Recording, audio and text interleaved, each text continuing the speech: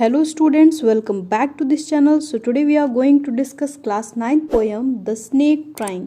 So before we start this poem, once say aloud English. दुनिया में आए हैं तो कुछ सीख के जाना है, बाहरी दुनिया में अगर आपको सफलता पाना है. So let's start this video and discuss this poem. Most of us think of snake as fearsome symbol of death. जैसे ही हम सांप को देखते हैं हम एकदम से डर जाते हैं और हमको लगता है कि ये हमें काट लेगा और हम मर जाएंगे.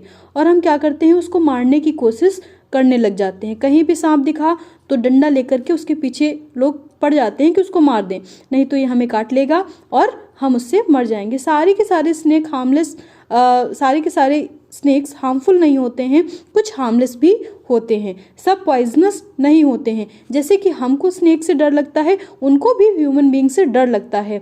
वो हमें तभी बाइट करते हैं जब हम उनको हार्म करते हैं या हम गलती से उनके ऊपर पैर रख देते हैं या ऐसा कुछ करते हैं, तभी वो हमें हार्म करने की कोशिश करते हैं. अदरवाइज जैसे कि हम उनको देख करके भागते हैं, वो भी हमें देख करके भागने की कोशिश करते हैं. वो भी अपनी लाइफ को सेव करने की कोशिश करते हैं. तो उसी चीज़ के बारे में यहाँ पे जो पोएट हैं उन्होंने मैसेज कन्वे किया है.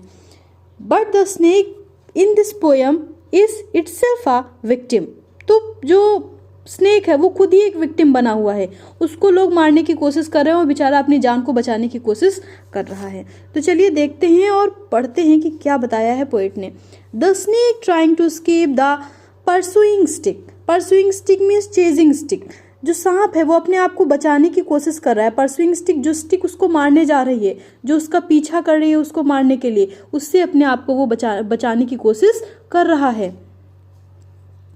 With sudden curving of thin long body. और वो क्या कर रहा है, एकदम से अपनी बॉडी को कर्व करते हुए भाग रहा है. स्नेक स्ट्रेट तो चलता नहीं है, अपनी बॉडी को घुमाते हुए, कर्व करते हुए, जैसे कि यहाँ पे हमने बताया है, इस तरह से करते हुए चलता है. तो आप देखेंगे कि वो कर्व करते हुए भागने की कोशिश करेगा, अपने आप को परसुइंग स्टिक से बचाने की कोशिश करेगा अपनी थिन बॉडी के साथ.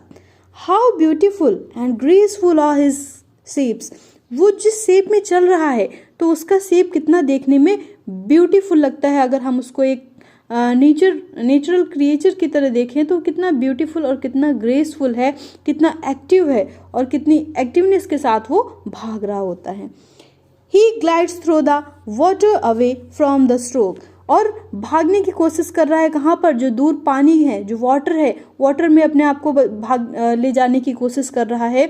और हमारे स्ट्रोक से, जो हम स्टिक लेकर के उसका पीछा कर रहे हैं, उससे बचने की कोशिश कर रहा है.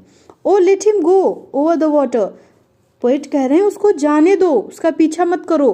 कहाँ जाने दो उसको, वाटर में जाने दो, जो उसका लिविंग प्लेस है उसको वहाँ जाने दो.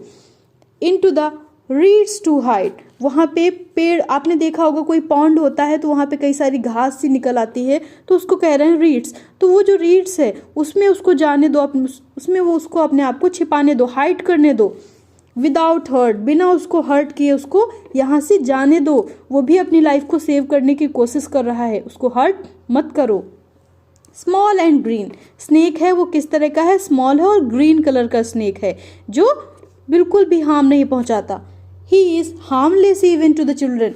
बच्चों के लिए भी वो हार्मलेस है, मतलब वो बच्चों को भी चोट नहीं पहुंचाता, बच्चों को भी वो नहीं काटता, वो इतना पॉइजनस नहीं है. हम लोग पर्टिकुलरली अगर ग्रीन कलर का कोई एनिमल देख लेते हैं तो हमें लगता है कि ग्रीन है तो इसके अंदर बहुत ही ज़्यादा पॉइजन होगा, ये तो पक्का है पॉइजनस होगा, हम और ज़्यादा डर जाते हैं. लेकिन ऐसा नहीं है, सारे के सारे स्नेक हार्मफुल नहीं होते हैं. अलॉन्ग द सैंड ही ले अंटिल ऑब्जर्व. अब वो वहाँ पे पड़ा हुआ है सैंड में जब तक उसको किसी ने ऑब्जर्व नहीं किया. And chased away. जैसे उसको किसी ने ऑब्जर्व किया तो वो सैंड में भी पड़ा है तो उसका पीछा कर लेते हैं, उसको चेस कर लेते हैं. And now he vanishes in the ripple. उसके बाद वो वैनिश हो जाता है, गायब हो जाता है. कहाँ पे, रिपल में. आप पानी में पत्थर मारो तो आप देखोगे इस तरह के रिपल्स उठते हैं, गोल गोल बुलबुले से उठते हैं, इसको कहेंगे रिपल. तो वो रिपल्स में गायब हो जाएगा among the green slim reads. और कहाँ पे, वो जो ग्रीन कलर का स्नेक है और ग्रीन कलर की वहाँ पे जो रीड्स निकली हुई हैं, जो पानी में जो घास निकली हुई है, उसमें ले जा करके अपने आप को हाइड कर लेगा. सो यहाँ पे मैसेज कन्वे कर रहे हैं कि जैसे ही हम कोई भी स्नेक देखते हैं, कोई भी ऐसा क्रिएचर देखते हैं तो हमको लगता है ये हमें काट लेगा और हम मर जाएंगे और हम उसको पहले ही मारने लगते हैं. लेकिन वो भी उनकी भी इस अर्थ पर नीड है तो उनको भी जीने दो, उनको भी उनकी ज़िंदगी का अधिकार दो। सारे के सारे स्नेक हमको हार्म करने के लिए नहीं बैठे हैं। जैसे हमको उनसे डर लगता है, उन्हें भी हम ह्यूमन से डर लगता है। वो भी अपनी लाइफ को सेव करने की कोशिश करते हैं। वो हमको तब तक हार्म नहीं करेंगे जब तक हम उनसे खुद जा कर के कुछ नहीं करते हैं। जब तक हम उनको इंटरप्ट नहीं करते हैं तब तक वो हमें हार्म नहीं करते हैं। So let them go, don't chase them. So this is the poem. I hope you understand. If you have any doubt in any lines, so you can ask me and comment me. So thanks for watching. Like, share and subscribe. Subscribe to my channel for getting more videos. So thank you students. Take care. Goodbye.